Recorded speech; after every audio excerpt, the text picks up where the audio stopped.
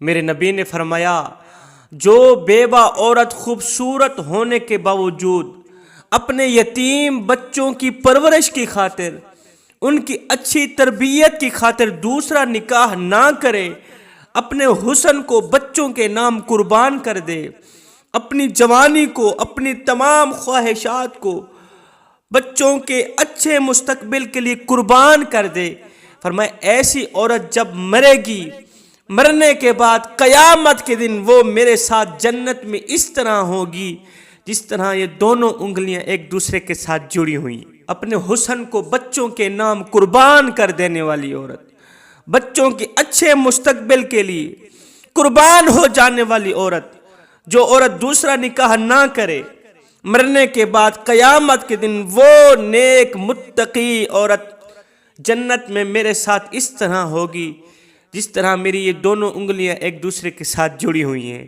کسی نے پوچھا یا رسول اللہ، جب ماں بچے کو دودھ پلاتی ہے تو دودھ پلانے کا بھی اسے کوئی ثواب ملتا ہے؟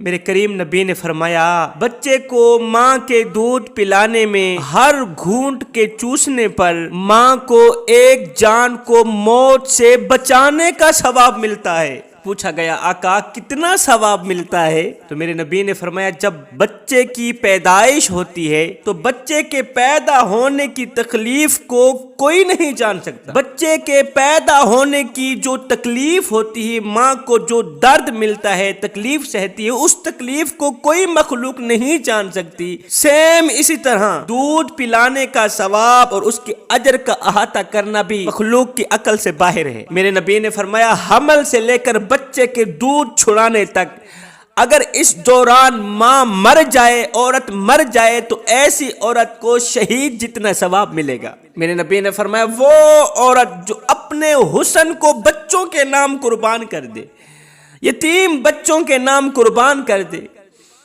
اس کو خدشہ ہو کہ اگر میں دوسرا نکاح کر لوں گی تو میرے بچے خراب ہو جائیں گے، ان کا مستقبل خراب ہو جائے گا، بچوں کی اچھی طرح پرورش نہیں کر پاؤں گی، ان کو انسان نہیں بنا پاؤں گی، اگر میں نے دوسرا نکاح کر لیا تو اپنے ان چند بچوں کو نئی زندگی نہیں دے پاؤں گی، ان کو تعلیم نہیں دے پاؤں گی، جو دوسرا آنے والا ان کا باپ ہوگا ان کی دیکھ بھال نہیں کرے گا۔ اگر ماں کو یہ خدشہ لاحق ہو، اس سوچ کی بنیاد پر اگر ماں دوسرا نکاح نہ کرے، تو میرے نبی نے فرمایا قیامت کے دن وہ ماں اور میں جنت میں اس طرح ہوں گے جس طرح یہ دونوں انگلیاں ایک دوسرے کے ساتھ جڑی ہوئی ہیں۔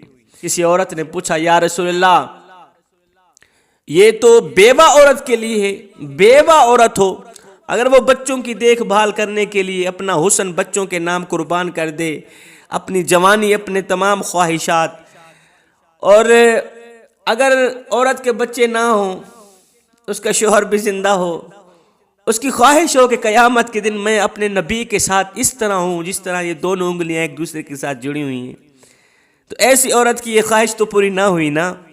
میرے کریم نبی نے فرمایا کیوں نہ ہوئی؟ میرے کریم نبی نے فرمایا تم 5 عمل دنیا میں کر لو، 5 عمل دنیا میں کر لو، قیامت کے دن تم بھی میرے ساتھ اس طرح ہوں گی جس طرح یہ دونوں انگلیاں ایک دوسرے کے ساتھ جڑی ہوئی۔ 5 کام کون کون سے ہیں؟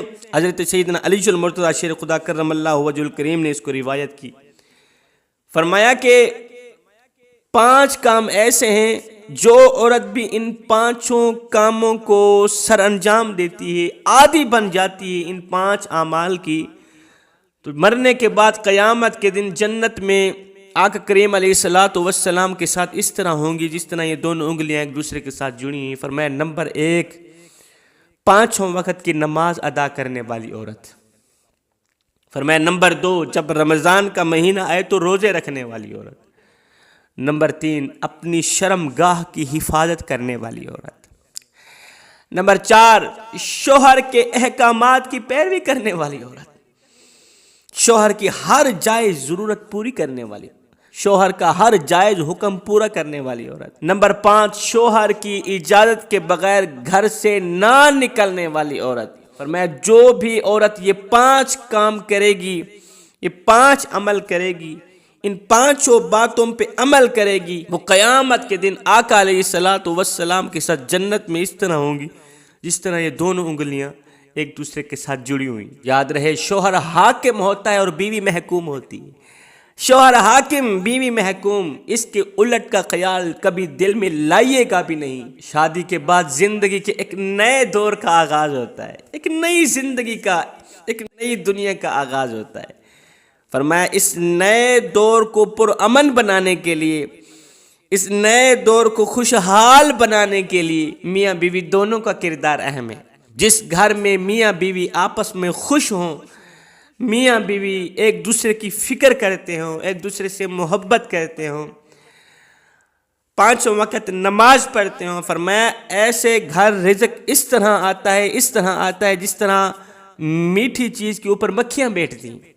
ایک مثال دی گئی، میٹھی چیز کے اوپر جس طرح مکھیاں بیٹھتی ہیں نا، رزق بھی ایسی اڑ اڑ کے آتا ہے، ان کو پتہ بھی نہیں چلتا رزق کہاں سے آ رہا ہے. یہ محبت کا اجر ہے، گھر میں امن کا اجر ہے. میں دعا کرتا ہوں مالک ہمیں بھی نماز پنجگانہ با جماعت ادا کرنے کی توفیق عطا فرما. میری ماؤں بہنوں بیٹیوں کو شوہر کا احترام کرنے کی، شوہر کی رسپیکٹ کرنے کی، شوہر کی عزت کرنے کی، شوہر کی اجازت کے بغیر گھر سے نہ نکلنے کی توفیق عطا فرما. اپنی عزت اور آبرو کی حفاظت کرنے کی توفیق عطا فرما. اپنی آنکھوں میں حیا رکھنے کی توفیق عطا، آنکھوں میں حیا کا سرما ڈالنے کی توفیق عطا فرما. اے اسلام کی مقدس شہزادی، تو مقدس شہزادی ہے، تیری آنکھ میں حیا کا ہونا لازم ہے، تیری آنکھ میں غیرت کا ہونا لازم ہے. اگر تیری آنکھ میں حیا ہے تو سب کچھ ہے. اگر تیری آنکھ میں حیا نہیں ہے، ابھی تک تو ایک اچھی انسان نہیں بنی. مسلمان ترہی دور دی گل، کسی کی نظر میں اچھے تھے، کسی کی نظر میں برے تھے. حقیقت میں جو جیسا تھا ہم اس کی نظر میں ویسے ہی تھے. نیک نے نیک سمجھا، بد نے بد جانا مجھے، جس کا جیسا ظرف تھا اتنا ہی پہچانا مجھے. آج کل تو جو لوگ منہ پر نہیں بول سکتے وہ واٹس ایپ پہ سٹیٹس لگا لگا کے ہمیں تانے دیتے ہیں. اللہ جب ناراض ہوتا ہے روٹی بند نہیں کرتا، اللہ جب ناراض ہوتا ہے رزق بند نہیں کرتا. اللہ جب ناراض ہوتا ہے سورج کو حکم نہیں دیتا کہ فلاں شخص میرا نافرمان ہے. تیری کرنیں اس کے آنگن میں نہیں جانی چاہیے نہ بندے نہ. اللہ جب ناراض ہوتا ہے تو سجدوں کی توفیق چھین لیتا ہے. اللہ جب ناراض ہوتا ہے تو یہ من اجڑ جاتا ہے.